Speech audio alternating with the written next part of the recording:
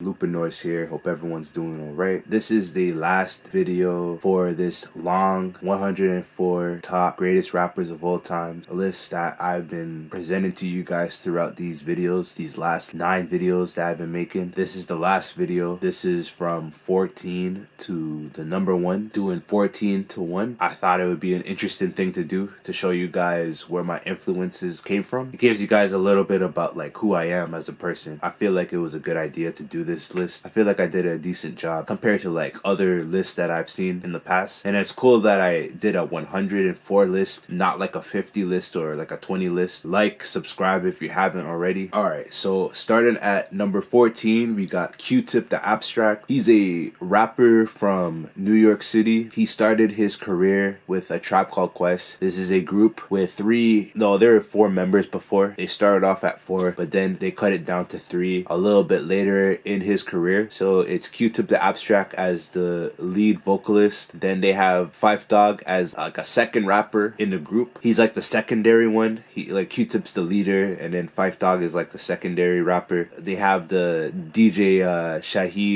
Ali Shaheed Muhammad. He's the DJ and he's a beat maker also, so he produces for A Tribe Called Quest. They were super famous in the early 90s. Q-Tip, he was the leader of that group. He was the most famous name out of that group. Ended up having a solo career. Even Diggable Planets and A Tribe Called Quest, they're very comparable like groups too. They're very similar sounds. At number 13, we got Tupac, and I put Tupac at number 13. He's iconic. You know what I mean? He's iconic. He's probably the most famous rapper ever in hip-hop history. He was born in New York City, but shortly he moved to California. I think he went to university in New York, and then he moved to California to do music with Dr. Dre and all those guys on the West Coast. He's a legendary poet. This is exactly why he's so good at rapping. He was a poet before getting into music. That background helped him become the lyricist that he ended up becoming. His parents were Black Panthers too. Next we got J. Cole at number 12. And J. Cole, he was born in Frankfurt, West Germany on a military base. And then shortly afterwards, later on in his life, he moved to North Carolina, Fayetteville. I think that's how you say it. I could be saying it wrong. I'm Canadian. I'm not American, so I could be saying it wrong. DeVille, that's what they would call it. DeVille, North Carolina. He played basketball growing up. I think he played in college. Ended up doing music instead. It was more lucrative for him, of course, right? As you can see, he's like one of the greatest rappers. So it was a good decision for him to get into music. He can play instruments. He can play the piano. I went to one of his shows before he got super famous. This is when like nobody knew him really. He can play the piano like really well, which is really incredible. Moving on to number 11, we got Jay-Z. And Jay-Z is a rapper from Brooklyn, New York. He came up with like Biggie Smalls, guys like, I think Big Daddy Kane, if he had a verse on one of his songs. He usually would stick to himself. He doesn't really do too many features when he was on the come up. He was usually just on solo records. And then later on in his career, he started to work more with like other rappers and other producers. His most well-known collaborations is with Pharrell Williams and Biggie Smalls. I think he spent most of his collaboration career with those two artists. He's married to Beyonce. I think they have kids with each other too. He's mostly known for his debut album Reasonable Doubt classic. He's legendary for that album. He was a drug dealer before he got into music. It really helped his business career, understanding how business in the streets goes. So it really helped him understand how to run his own business in the future, and that's why he's a billionaire today. Oh, Kanye West is another rapper slash producer that he worked with often in his career. They even have that album with each other, Watch the Throne. Without Jay-Z, Kanye West wouldn't be as big as he is, so that's a big thing to say. To move on, we're gonna move on now. At number 10, we got Andre 3000, and Andre 3000 is a rapper from Atlanta, Georgia. He started his career with Outkast alongside Big Boy. He's really well known for his eccentric style, being very different compared to like other rappers, with like the hairstyles that he would be doing, with the clothes that he'll be wearing. You can clearly see based off of his style and based off of Big Boy's style that he's very different guy. You can see it in his music too. Whenever you listen to their music, you listen to Andre 3000 solo and you listen to Big Boy's solo tracks, you can definitely see the difference between the two rappers. Even though they share the same accent and they're from the same area, based off of their styles and the things that they say, there's a clear difference between the two. And I always thought Andre 3000 was the better lyricist than Big Boy, even though Big Boy is a really good lyricist himself. Andre 3000 was the bigger talent. He can sing, he can play instruments, and he can rap better than Big Boy. And I honestly think Andre 3000 is one of the best lyricists to ever rap. The way he can command a crowd through his syllable play, his metaphors and similes, his punchlines. He can do everything that you can think of in a hip-hop song, and then he knows how to clash it all together. So very talented guy. Moving on to number 9, we got Rakim. Rakim is a rapper from Wyandotte, New York. I could be saying that wrong, but of course, like, I'm Canadian. Another rapper from New York. This one might actually be the most like significant and the most influential New York rapper to ever come out. Once he came out with Eric B, with those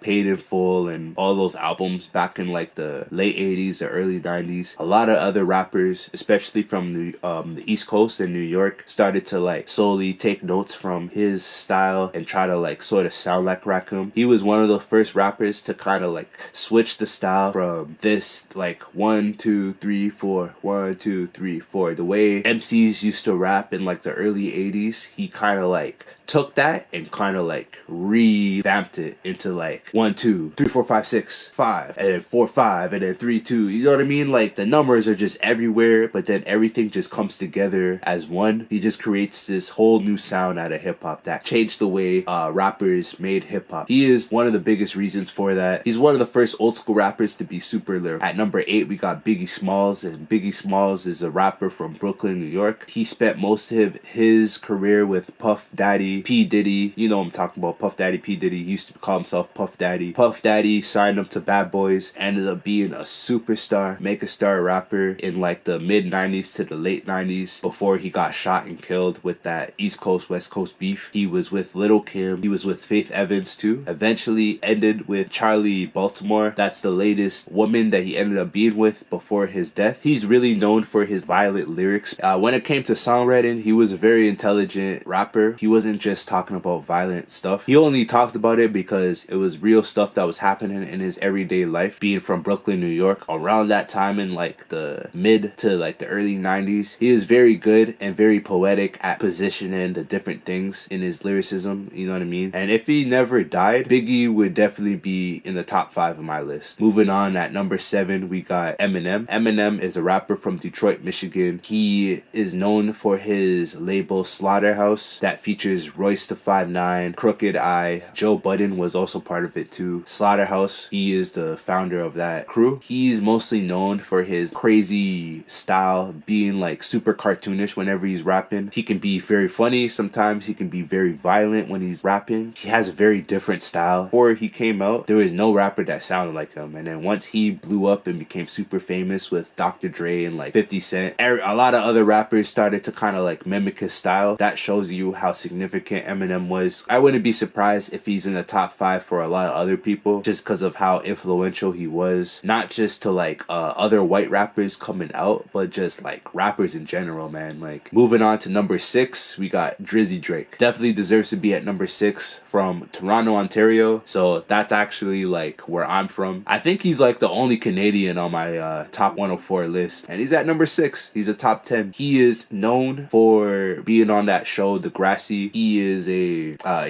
a legendary rapper when it comes to selling records, being famous. He might go down as the most famous rapper of all time. If it's not Kanye West, it's Drake. Now, the top 5 greatest rappers on my list. These are the guys that influenced me the absolute most throughout my music life. You are not touching these 5 rappers. These are the greatest rappers ever. So at number 5, we got Nasty Nas. Nas is a East Coast New York rapper from Queensbridge. He started his career really young. He was 17 or 18 years old when he first appeared on Live at the Barbecue by Main Source, produced by Large Professor. He was a feature on that song. He had that one verse that was so influential, so significant in hip-hop history. After that verse, everybody knew about Nas. This is when he was 18, so I think he might have been 16 years old when people first heard him on that Live at the Barbecue track. After Illmatic, he became a legendary rapper. rapper right from there. It almost seemed like he didn't need to release another album after Illmatic. That shows you how skilled of a rapper he is. He had beef with Jay-Z. They had the back and forth battle tracks. They were sent at each other. Jay-Z had the takeover while Nas responded with Ether. And I always thought Ether ended up winning that battle. And a lot of people also would say that beef was staged just to make both of their solo careers. He was with Khalees, but then they eventually, or I think they were married. They had a divorce. Illmatic is one of my favorite albums of all time. Moving on, number 4, we got Lupe Fiasco. I put Lupe Fiasco. He's probably the one rapper a lot of people I grew up with, they would compare my music to him. They would compare my style to his. He has like a huge bag when it comes to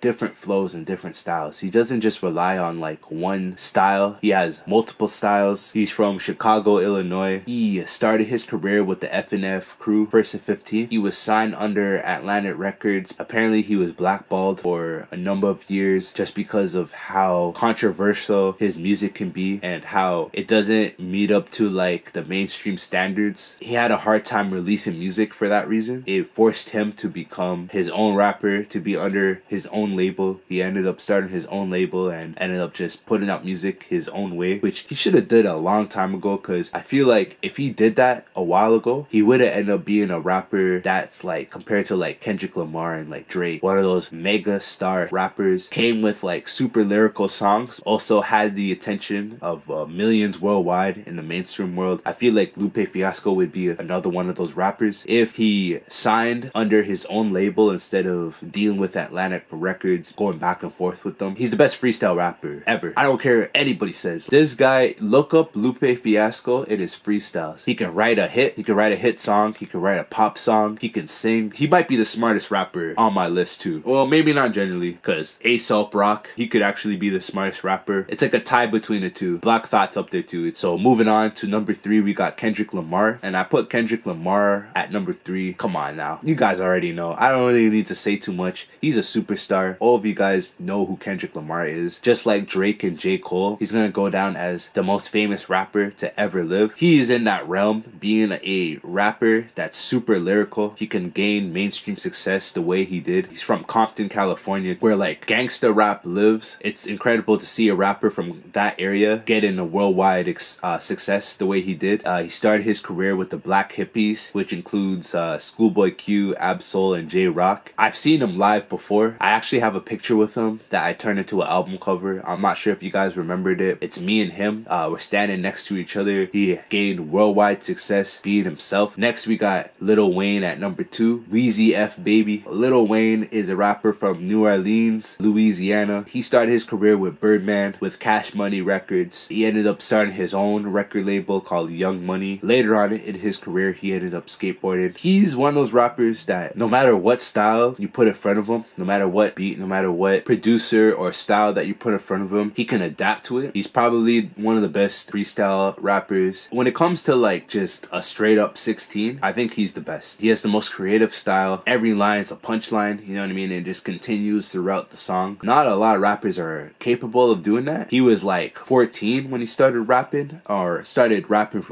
professionally. He was destroying it at a really young age. Lil Wayne is the biggest reason why Drake became as famous as he did. I feel like Lil Wayne's the most influential rapper of all time. Last name on my list. So been a long journey. It's been a pretty incredible journey. Really appreciate everybody watching. It comes down to this number 1 rapper. I got MF Doom, Metal Face, Doom, Victor Von, Daniel Dumoulin, MF Doom. He's from England. Later he moved to New York. He started his career with KMD. It's a rap collective. He was I think he was 18 years old around this time. He was really young. His brother actually died shortly after, so they released their debut album, Black Bastards. It's under the name KMD. He and his brother and another MC, they formed the group together. Shortly, his brother died. After his brother passed away, the death of his brother got into his head, and then he ended up becoming homeless because of going through that time, transformed him into Victor Von, MF Doom, kind of gave his character more of a villain character. His music started to get darker. Mad Villainy, to me, is the greatest album ever put together. He would wear this metal mask to represent his sound and his music. You can see his face a couple of times on the internet. Best lyricists, and that's my list. Top 104 greatest rappers of all time. I want to thank you guys for watching these videos. If you haven't subscribed, subscribe to my channel. I'm Norris. I'm out of here.